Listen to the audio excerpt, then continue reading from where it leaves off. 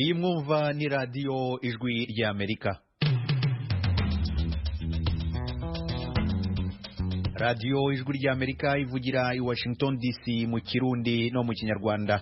Mu Burundi mutwumvira ku mirongo migufi ya shortwave kuri metero 19 na metero 22, naho mu Rwanda turi kuri FM 104 n'ibice bitatu y'ijwi ry'Amerika no kuri FM 88 n'ibice bitatu ya radiyo inshuti ya bose. Mwiriho neza inshuti mwese mu duteze amatwi, ni Edirwe mu basuza kandi mbayikaze mu makuru yacu y'aka kanya. Abantu bitwaje intwaro bataramenyekana baraye bateye inkambi ya Lusenda mu ntara ya Kivu y'Epfo muri Repubulika ya Demokarasi ya Kongo, batwara amatungo y'impunzi. Abantu benshi kandi bose bari bitwaje ibigwanisho, n'imenya mu kugenda barasiye amasasi menshi. Ni gatunguru ya kabiri icyo bakoze ni kwiba gusa izo mpene indwi.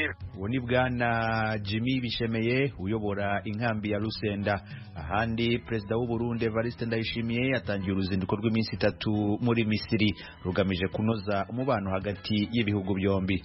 Abantu 137 nibo bamaze kumenyekana ko bahitanywe n'igitero cy'abagizi ba nabi muri Niger. Abantu 10 barimo umupolisi biciwe mu nzu y'ubucuruzi muri leta ya Colorado hano muri leta zunze ubumwe za Amerika. Ayo makuru n'ayandi ni mukanya ntimujye kure. Amakuru yacu yo kuri iyi saha reka tuyahere ku mugabane wa Afrika. Abantu 137 nibo bimaze kumenyekana ko bahitanywe n'igitero cy'abagizi ba nabi muri Niger. Mugenzi wacu Oriane Tangishaka araduha inkuru irambuye. Ejo ku munsi wa mbere leta ya Niger yaremeje ico gitero cyakozwe n'abantu bari bitwaje inkoho bari ku mapikipiki hafi y'umupaka wayo na Mali. Leta ivuga kandi ko ico gitero ari kimwe mu bikomeye cyane bikozwe muri ico gihugu mu myaka ya vuba. Ubwo bwicanyi bwabereye mu kigwati kiri hafi y'umupaka bubaye mu gihe hamaze iminsi hibonekeza ibitero inyuma y'itogo ry'umukuru w'igihugu mushasha Mohamed Bazoum. Umuvugizi wa leta Abdurrahmane Zakaria yavuze ko ubwo bwicanyi bwabaye ku munsi wa Mungu inyuma yaho sentare ijejwe ibwirizwa shingiro yari ihejeje gutangaza icese ko Bazoum ari we yatsinze amatora yabaye mu kwezi kwa kabiri.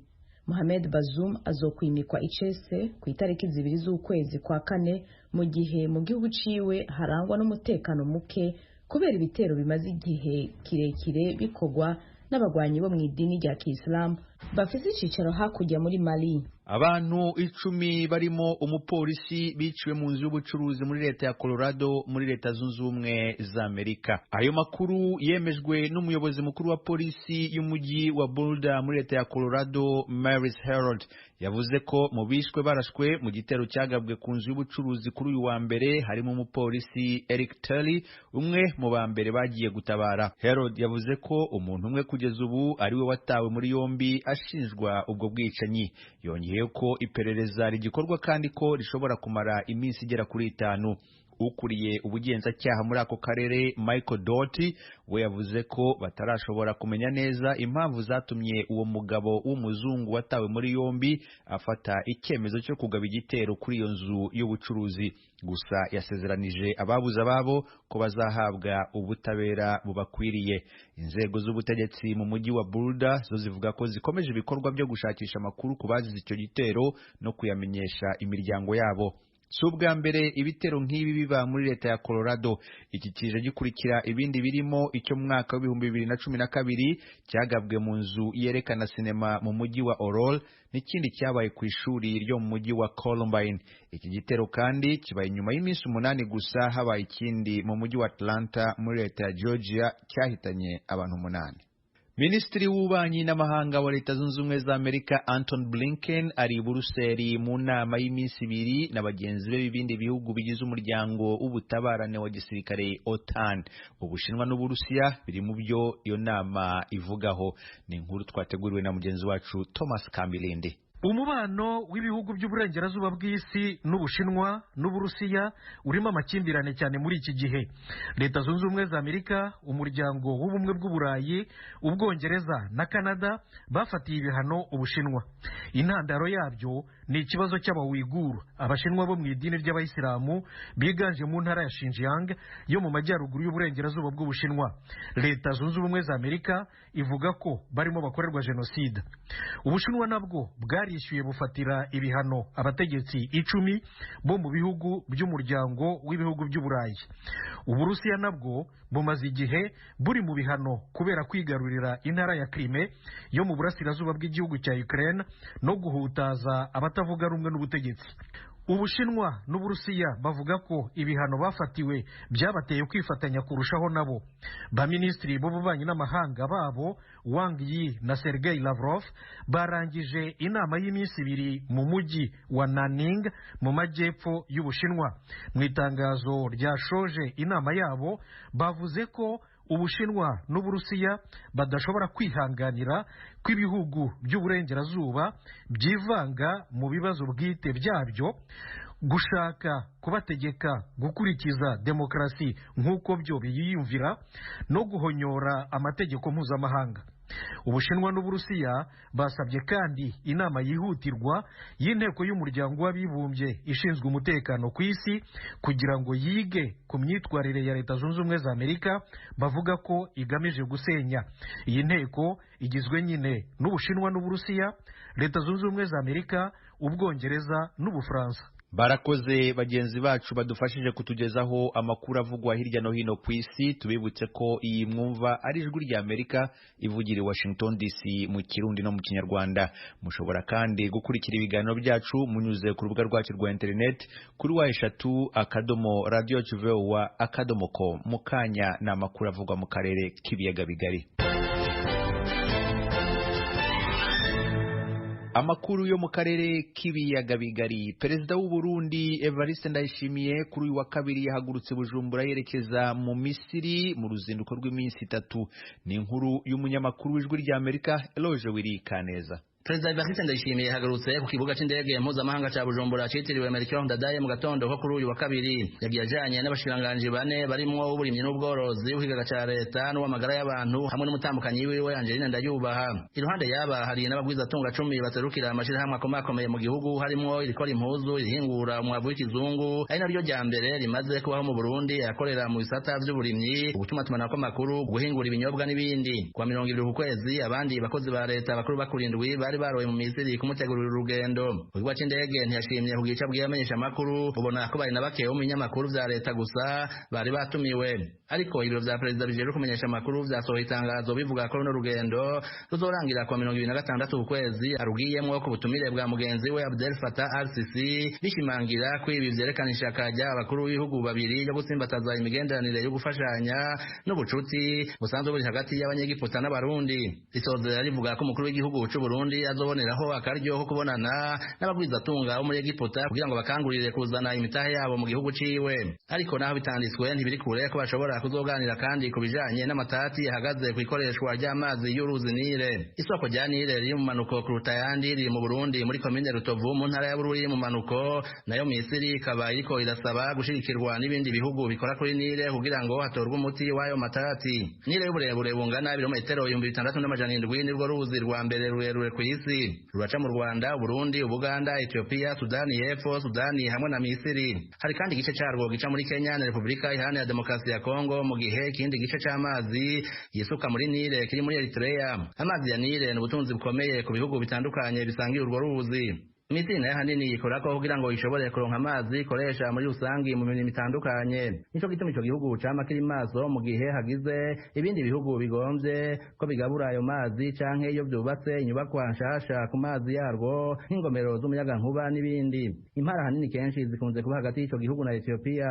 Ikoreshwa ry'amazi ya Nile ryarabaye kuva kera intandaro y'amatati yagiye araduka, ariko kandi n'utwigoro mu ntumbero yo gukorera hamwe hagiyemwo ibihugu byose birabwa urwo ruzi twamaho. Indi ntumbero y'urugendo Rwanda yishimiye ishobora kuba ukurondera isoko ryo kuguriramwo ibirwanisho. Misiri ni igihugu Burundi bwahindukiriye muri imyaka ishize mu kugura ibirwanisho. Ico gihugu co mu buseruko bwa Afrika kikaba gikeneye ibikomeye cyane kugira kibikoteshe n'ubumwe bwa Afrika muri Somalia mu bikorwa byo kugarukana amahoro muri AMISOM canke MINUSCA mu ngabo za ONU zo kugarukana amahoro n'umutekano muri Central Africa. Uburundi busanganywe ingabo muri izo bihugu bibiri byompi. Muri imyaka 5 ishize abakuru mu gisirikare harimo General Prime Prime Niyongabo mukuru w'ibiro bikuru bya gisirikare baherekejwe n'uwahoze yaramutambukanyi w'umukuru w'igihugu Denise Nkurunziza rimwe baragiye mu Misiri kugira basinyire amasoko kuva mu 2018 ivyo bihugu byatsimbataje kandi imigenderanire ya gisirikare isanzwe yari yakera cyane. Misiri irazwi kandi ku mfashanyo y'u Burundi mu bijanye n'imiti n'ibikoresho byo kwa muganga.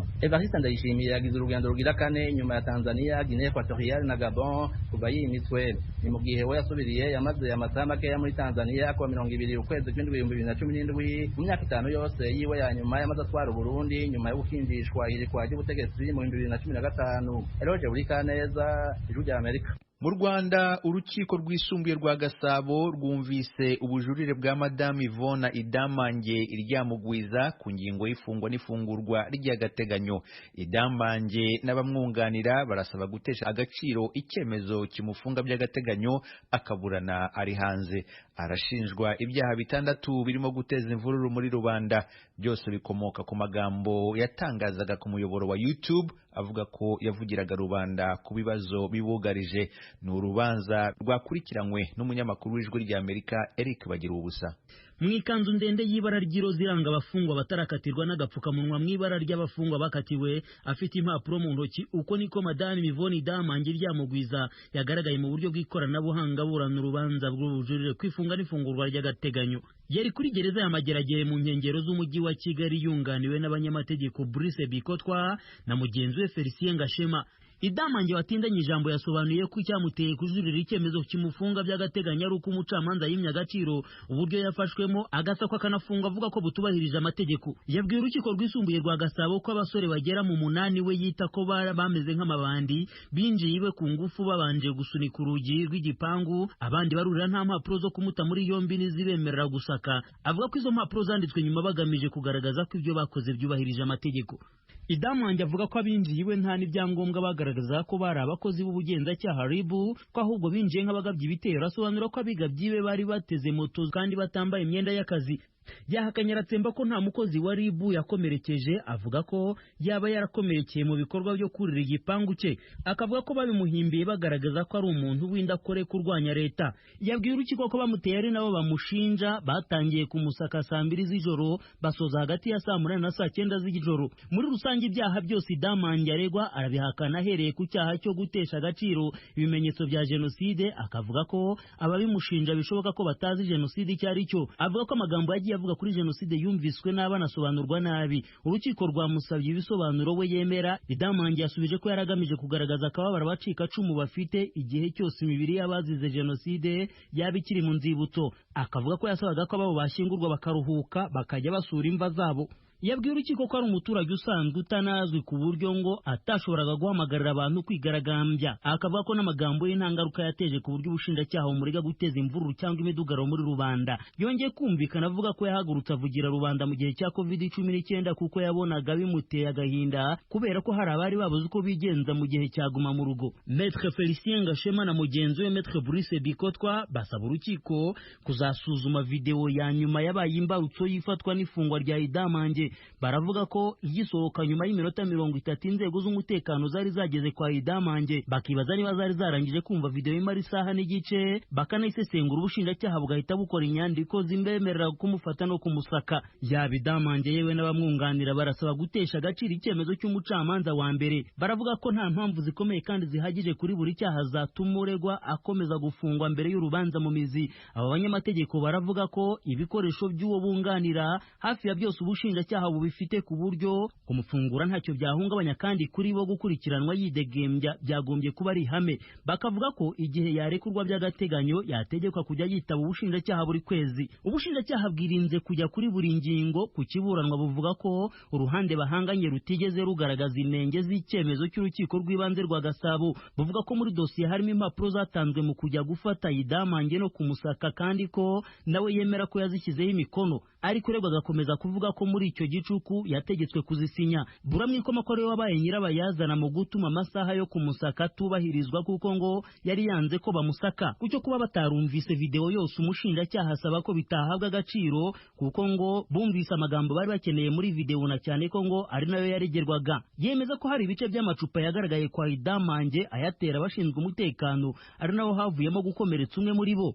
Umushinjacyaha kandi avuga ko Idamange niba koko yarababaye yagombaga gusaba ko imibiri yabe gusa yashyingurwa aho gusaba imibiri y'igihugu cyose. Yavuze ko kuba amagambo yavuze atarateje imyigaragambyo byatewe n'uko iyo myigaragambyo yaburijwemo ariko ko bidakuraho ko yakoze icyaha. Umushinjacyaha akamusabira gukomeza gufungwa kubera uburemere bw'ibyaha aregwa, akanavuga ko iperereza rikimukorwaho. Asubiranye ijambo Idamange yabaye nk'uwishinganisha avuga ko ushinzwe gereza y'abadamu afungiwemo imageragere amukorera iyicarubozo rishingiye ku byaha aregwa. Yabwiye urukiko ko nta muntu wemerewe kumuvugisha mu bo bafunganywe kandi ko n'ufashwe amuvugisha bagomba kujya kwitaba mu buyobozi bwa gereza. Akavuga ko bimutera ubwoba ku mutekano we ko bashobora kuzabeshya ko yiyahuye. Idamange kandi asoza yishimira ko bimwe mu bibazo byamuteye kuvugira rubanda birimo ko abanyeshuri batigaga ubu bose basubiye mu mashuri n'ibindi. Agasaba umucamanza mu bushobozi n'ubushishozi bwo gucukumbura ikibazo cy'ifungwa rye. Madame Yvonne Iryamugwiza w'abana 4 yatangiye kumvikana kuva mu mpera z'ukwezi kwa mbere y'umwaka. Yari ku muyoboro wa YouTube anenga bikomeye imigenzereze y'ubutegetsi bw'u Rwanda. Akurikiranyweho ibyaha 6 byose bikomoka ku magambo yahavugiye aho aregwa ko yahamagariraga abantu kwigaragambya bakigobotora ingwe y'igitugu. Icyemezo ku bujurire bwe kwifunga n'ifungurwa ry'agateganyo kizatangazwa ku itariki ya 29 z'uku kwezi kwa gatatu. Akabagira ubusajwi ry'Amerika.